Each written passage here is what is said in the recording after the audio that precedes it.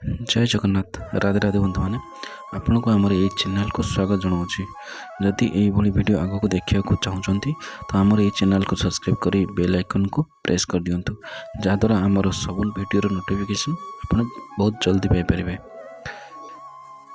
तो बंधु मैंने तो आज हम जाना नमस्कार कले प्रणाम कले आमर कौन कौन प्रॉफिट बा लाभ होता है। तो यह एक नमस्कार एक संस्कार जोटा कि श्रेष्ठ दुनिया श्रेष्ठ संस्कार हूँ नमस्कार। विशेषकर आम जदि गुरुजन मानू पितामाता मानू सन्थ ज्ञानी महापुरुष आगे हाथ जोड़ी नमस्कार करुँ जानतु आमर मनर अहंकार दूर हो जाए। ता सहित आम अंतकरण शुद्ध होता है। अंतकरण शुद्ध होता है माने आपण मन जी खराब चिंताधारा रही है कौन अहं भाव रही है मु बड़ कि मु सब किछि तो सेमितिक भावना आपन को दूरी जाए। मन सरल रुए सात्विक हुए और नमस्कार द्वारा जुग मुद्रा होता है।